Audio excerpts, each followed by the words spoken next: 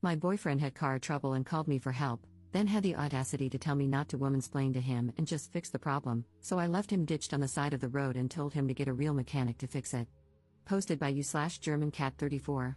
I, 26F, had been dating my boyfriend, Nick, 27M, for almost a year, and something that has always bothered me is how Nick does not believe in maintaining or taking care of his vehicles. Background: to give some context, Nick bought his car brand new about 5 years ago and has put about 70,000 miles on it. Since purchasing the vehicle, he has never had an oil change, nor does he perform any kind of regular maintenance.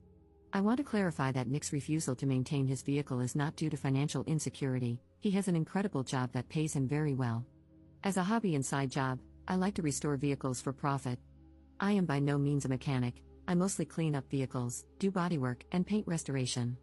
However, I do have a pretty fundamental understanding of cars, and I know how to do the basics.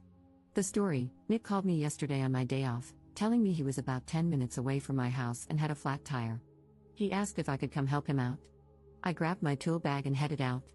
When I arrived, I saw that Nick not only had a flat tire but that his front left rotor was cracked, the rotor is part of the car's brakes, and his rim was bent beyond repair.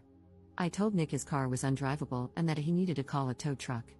However, Nick started arguing with me, insisting that it was just a flat tire and not a big deal.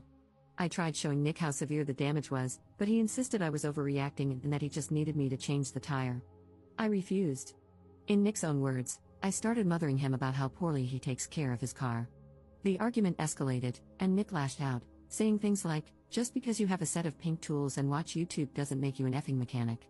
After Nick said this, I started packing up my tools and told him that he was right. I'm not a mechanic, but he should probably call one because I wasn't going to change his tire.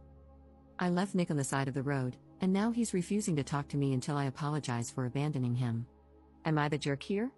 Commenter: not the jerk, and yikes, if he won't maintain a high-end purchase, how does he treat his home? He has made fun of your car knowledge, yelled at you for making an accurate statement about his broken car, and demanded an apology, none of which you deserved. Is this how he normally responds to stressful situations? Ops response: I'm going to answer your question with way more detail than you asked for. I was raised by a single mom and never had a father figure growing up. When something broke in our house, I would teach myself how to fix it, and my mother always encouraged me to explore how mechanically inclined I was. After I met Nick's parents, his father and I really bonded over our love for cars and fixing them. Every time I went over to Nick's parents' house, his father and I would inevitably end up in the garage tinkering. Nick has always been insecure about how quickly his father and I developed a relationship. Nick, obviously, is not very mechanically inclined and has never shown any interest in cars. The relationship I have with Nick's father has been a sore spot in our relationship for a long time, and I think that's why Nick lashed out the other day. Update 5 days later. Thank you so much to everyone who commented on my original post.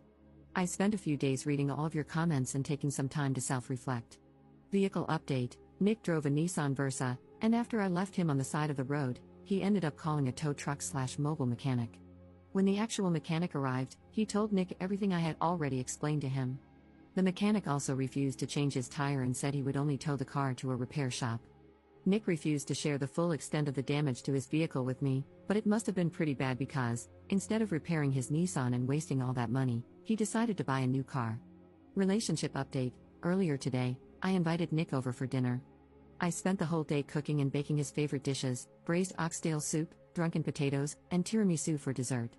When Nick arrived at my house, he was in a wonderful mood and seemed to have forgotten, or forgiven, all about our argument. After some small talk and finishing dinner, I took a deep breath and told Nick how much I care about him but that I no longer wish to continue our relationship, romantically or otherwise. At first, Nick was shocked, but his shock quickly turned into anger. He felt I was insane for ending our relationship over what he considered a petty, unimportant argument. Eventually, he tried to apologize, but I told him an apology was no longer what I was looking for. The whole time Nick was talking, I sat on the opposite end of the table, listening with both ears and allowing him to say everything he needed to. When he was done, I reminded him of some of the wonderful times we had shared. I told him that we are both adults and could choose to end our one-year relationship with arguing and anger or on good terms by finishing a lovely last meal together. Nick calmed down after that, and his tone started to match mine. We didn't talk for much longer, but luckily I had planned ahead and had some tiramisu wrapped up for him, along with a small bin of all the things he had kept at my house. Before he left, I gave him a big hug and told him that if he ever needed someone to show him how to change a tire, I'd be happy to send him a YouTube tutorial. Life update. Over these last few days, I decided to treat myself by buying my neighbor's old 1978 Ford Ranger. The truck is an absolute hunk of junk and will probably take me over a year to make it look somewhat recognizable. But I figured it would be more productive and cost-effective for me to obsess over an old, broken truck than to fixate on broken men. I plan to stay single for a while and focus on taking better care of myself, as well as spending more time with my 3 German shepherds. Happy reading, everyone!